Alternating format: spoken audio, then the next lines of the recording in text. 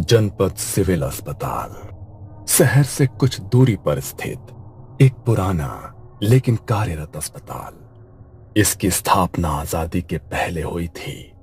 अस्पताल की इमारतें पीली दीवारों और टूटे फूटे छज्जों से ढकी थी। वहीं अस्पताल के पिछले हिस्से में था शवगृह, एक अलग थलग कमरा जहां केवल जरूरत पड़ने पर ही कोई जाता था। इसकी 4 खिड़कियां थी, 3 नॉर्मल और एक हमेशा बंद रहने वाली चौथी खिड़की। डॉक्टर प्राची की उस अस्पताल में नई नई पोस्टिंग हुई थी। उम्र लगभग 32 वर्ष। हाल ही में मेडिकल कॉलेज से फॉरेंसिक स्पेशलिस्ट के रूप में पोस्टिंग हुई थी। दृढ़ आत्मविश्वासी लेकिन पहली बार शवगृह में नियुक्ति से अंदर ही अंदर घबराई हुई थी। उसने अब तक सब कुछ किताबों में पढ़ा था, असली लाशों से कभी पाला नहीं पड़ा था। उसकी पहली मुलाकात हुई रघु से, जो पिछले 30 सालों से शवगृह का सहायक था। सफेद झगबाल, झुकी हुई कमर, लेकिन चेहरे पर हमेशा चेतावनी भरी गंभीरता। उसका शरीर कमजोर था, पर आंखों में अनुभव की गहराई थी। शवगृह में सब कुछ उसी की मर्जी से होता था। वहां एक और व्यक्ति था, अजय, वार्ड बॉय, लापरवाह लेकिन कामकाज में तेज। कभी कभी नियम तोड़ देता था, लेकिन नर्सों के बीच काफी लोकप्रिय था। उसका व्यवहार हल्का फुल्का था, लेकिन कई बार जरूरत से ज्यादा उत्साही हो जाता था। अस्पताल का संचालन करते थे डीन घोष, सिविल अस्पताल के प्रमुख। उम्र 60 के पार, सख्त प्रशासक लेकिन अंदर से संवेदनशील। पुराने जमाने की बातों को गंभीरता से लेते थे। वो खुद मानते थे कि कुछ चीजें तर्क से परे होती हैं। रात की ड्यूटी की जिम्मेदारी निभाती थी नर्स कविता, सीनियर नर्स, तेज और सतर्क, हर छोटी बात नोटिस करती। पर शवगृह के पास ज्यादा देर रुकना उसे भी पसंद नहीं था। उसने कई बार अजीब घटनाएं होते देखी थी, पर कभी भी खुलकर नहीं बोली।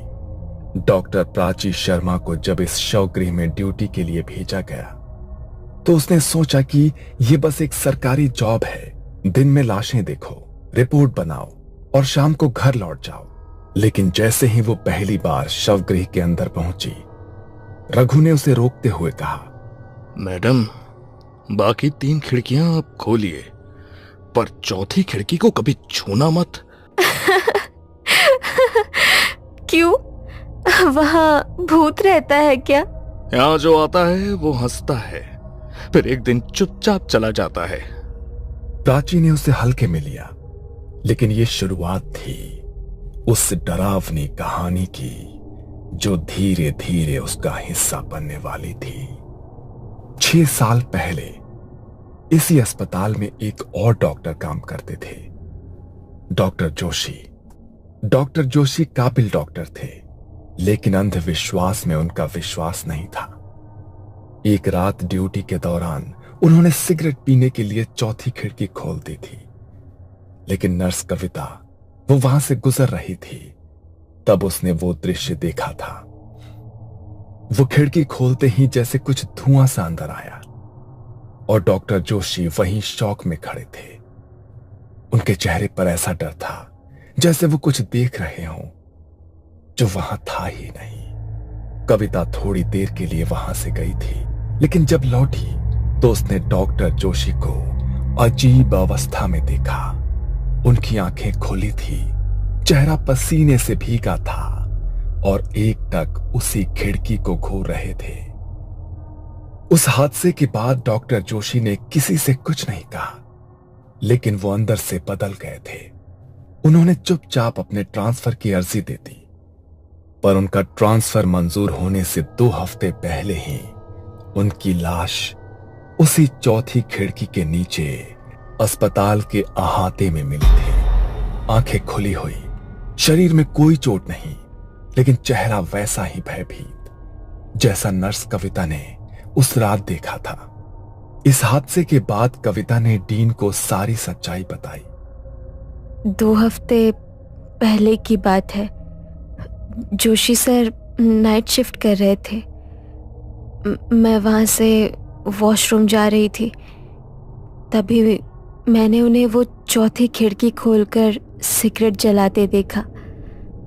जब मैं वापस लौटी तब जोशी सर जमीन पर डरे बैठे थे, पसीने में भीगे, उसी खिड़की के पास देख रहे थे। तभी अस्पताल प्रशासन ने आदेश जारी किया कि शवगृह की चौथी खिड़की हमेशा बंद रहेगी। प्राची अपनी रोज की ड्यूटी करती, रिपोर्ट्स बनाती और समय पर घर लौट जाती। चौथी खिड़की उसके लिए बस एक बंद कोना थी, न कोई सवाल, न कोई दिलचस्पी। लेकिन एक दिन पोस्टमार्टम के लिए जगह कम पड़ गई और अनजाने में उसने एक टेबल चौथी खिड़की के सामने रख दी, जिस पर एक ताजा शव रखा गया था। उसे इसका कोई अंदाजा नहीं था कि यह छोटी सी गलती कैसे भयानक रात का दरवाजा खोलने वाली थी। उस रात अमावस्या थी, जब प्राची शवगृह में अकेली ड्यूटी कर रही थी। तभी अचानक लाइटें एक झटके में टिमटिमाने लगी। अचानक लाइट इतने टिमटिम क्यों कर रही है? जनरेटर भी चालू है। रघु, जो दरवाजे के पास बैठा था, वो अंदर आया और धीरे से बोला, आज अमावस्या है मैडम, और आपने चौथी खिड़की के सामने टेबल लगाई है। प्राची को पहली बार हल्का सा डर महसूस हुआ।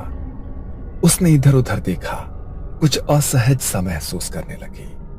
रात के करीब 2 बजे शवगृह में गहराती खामोशी के बीच एक अजीब खड़खड़ाहट सुनाई दी। ऐसे लगा जैसे कोई खिड़की की सलाखों पर उंगलियां रगड़ रहा हो। प्राची धीरे धीरे मुड़ी और उसकी नजर चौथी खिड़की पर पड़ी। उसने देखा कि चौथी खिड़की की लोहे की सलाखें धीमे धीमे मुड़ने लगी थी, जैसे किसी ने बाहर से उन्हें पकड़कर खींचा हो। कौन है वहां? उसने खिड़की के पार देखा, पर वहां कोई नहीं था, सिर्फ घनी धुंध और उसमें एक पीली धीमी सी रोशनी, जैसे किसी ने मोमबत्ती जलाई हो। उसका पसीना छूटने लगा था, लेकिन वो खड़ी रही, शांत, बिना हिले। तभी ठंडी हवा का झोंका अंदर आया और शव की चादर हवा में फड़फड़ाने लगी। उस रात प्राची को नींद नहीं आई। अगली सुबह तक उसकी आंखें खिड़की पर जमी थी। यह पहली बार था जब उसने ऐसा महसूस किया था, शायद यहां कुछ है जो हमें हर वक्त देख रहा है। अगले दिन प्राची के मन में सवालों की बाढ़ आ गई। उसने सबसे पहले रघु को पास बुलाया। रघु, ये चौथी खिड़की वाली बात तुमने पहले भी कही थी, और कल रात कुछ अजीब हुआ। क्या तुम सच में कुछ जानते हो? मैडम, ये खिड़की, इसे जो भी हल्के में लेता है, ये उसे तकलीफ देती है। डॉक्टर जोशी याद है आपको? वो जो 2 साल पहले अचानक गायब हो गए थे? वो गायब नहीं हुए थे मैडम, उन्हें ले लिया गया था। मैंने देखा था उस रात। उन्होंने खिड़की खोल दी थी सिगरेट पीने के लिए। उसके 2 हफ्ते बाद ही उनकी मौत हो गई। प्राची को रघु की बात पर पूरी तरह यकीन नहीं हुआ, पर उसे अब जवाब चाहिए था। वो सीधे डीन घोष के कैबिन में पहुंची। सर, क्या आप मुझे शवगृह की चौथी खिड़की की असली कहानी बता सकते हैं? क्या सच में कुछ हुआ था? तुमने सही समय पर पूछा डॉक्टर प्राची, लेकिन जो जानोगे वो आसान नहीं होगा।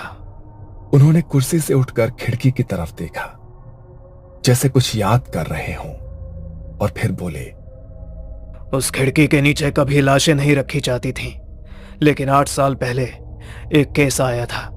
एक लड़की निधि, उसका बलात्कार करके हत्या कर दी गई थी। जब उसकी लाश आई तो उसका चेहरा बुरी तरह बिगड़ा हुआ था। परिवार पहचान नहीं सका और बिना अंतिम संस्कार के उसे खिड़की के नीचे टेबल पर रख दिया गया। फिर क्या हुआ? अगले दिन उस समय की ऑन ड्यूटी डॉक्टर गायब हो गई। बस उसके खून से सनी चप्पल और कमर की बेल्ट उस खिड़की के नीचे मिली। हमने बहुत तलाश की पर कभी उसका शव नहीं मिला। क्या आपने ये बात किसी को बताई थी? नहीं, पर उस घटना के 6 सालों बाद नर्स कविता मेरे पास आई और उसने डॉक्टर जोशी की कहानी बताई। तब जाकर मैंने आदेश जारी किया, शव गृह की चौथी खिड़की हमेशा के लिए बंद रहेगी। प्राची का चेहरा अब गंभीर था। वो जान चुकी थी कि ये खिड़की सिर्फ ईंट पत्थर की नहीं है, ये उसके दर्द की राह थी। वार्ड बॉय अजय को चौथी खिड़की की पूरी कहानी नहीं पता थी। एक रात ड्यूटी के दौरान उसने देखा कि खिड़की के पास बहुत धूल मिट्टी जमा है। बाकी कमरा साफ करने के बाद उसका ध्यान वहीं गया। उसने खिड़की की कुंडी खोली और झुककर सफाई करने लगा।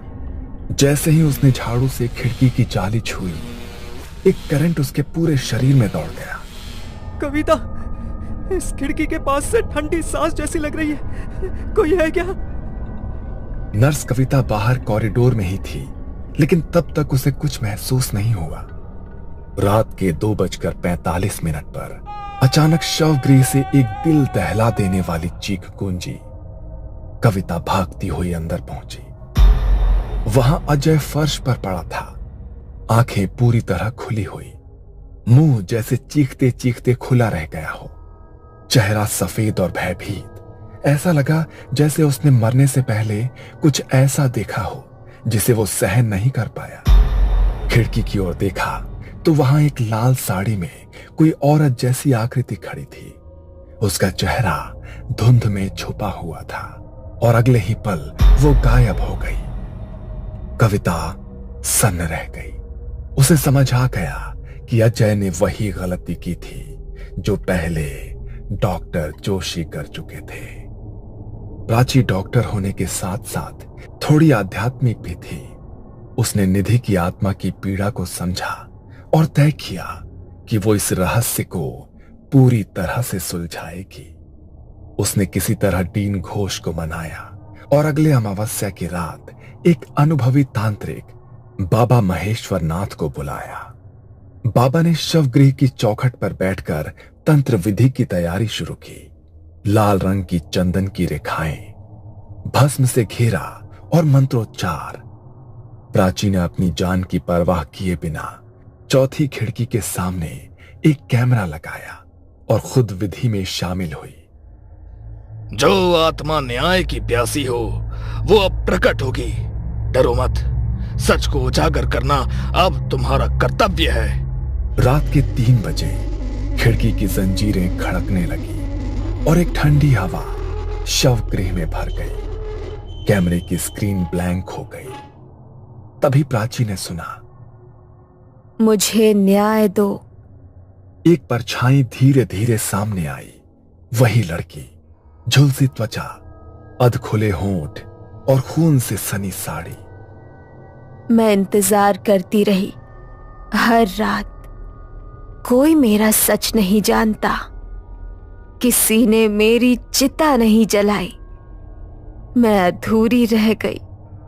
प्राची कांपती हुई खड़ी रही। उसकी आंखों में आंसू थे। मैं करूंगी। मैं तुम्हारा अंतिम संस्कार करवाऊंगी। तुम्हें शांति दूंगी, ये वादा है।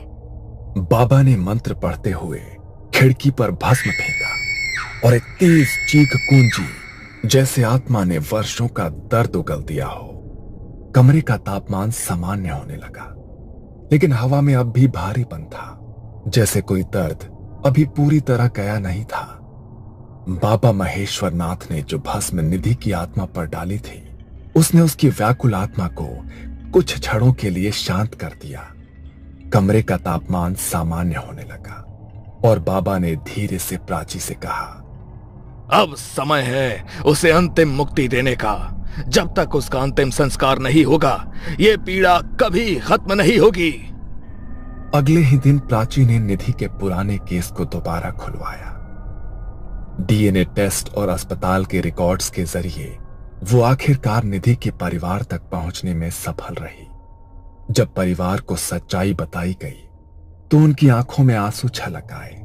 उन्होंने तो उम्मीद ही छोड़ दी थी कि उनकी बेटी की आत्मा को कभी शांति भी मिल पाएगी। बाबा ने उस आत्मा पर फेंका वही भस्म उन्हें सौंपते हुए कहा, अब यही उसकी अस्थियां हैं, इन्हें विधि पूर्वक विसर्जित करें और आत्मा को मोक्ष दें।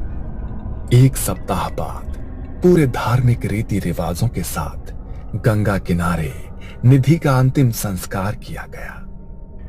उस रात शवगृह की चौथी खिड़की खुद ब खुद बंद हो गई। पहली बार कोई उंगलियों की आवाज नहीं आई, कोई परछाई नहीं दिखी। हवा स्थिर थी और कमरे में एक सुकून था, जैसे किसी ने वर्षों से रो रही आत्मा को गले लगा लिया हो। अस्पताल प्रशासन ने उस खिड़की पर अब एक ताले के साथ देवी की तस्वीर भी टांग दी। अब भी लोग कहते हैं कि कुछ आत्माएं तब तक भटकती हैं जब तक उन्हें न्याय न मिले, और चौथी खिड़की सिर्फ एक रास्ता नहीं थी, वो उसकी मौत की पुकार थी। ये कहानी आपको अच्छी लगी हो तो हमें सब्सक्राइब करें, हमारा इंस्टाग्राम और फेसबुक पेज जरूर फॉलो करें। अगर आपके पास ऐसी ही कोई कहानी हो तो हमें कमेंट बॉक्स में भेजें। हम कोशिश करेंगे कि अगली एनिमेटेड स्टोरी आपकी होगी।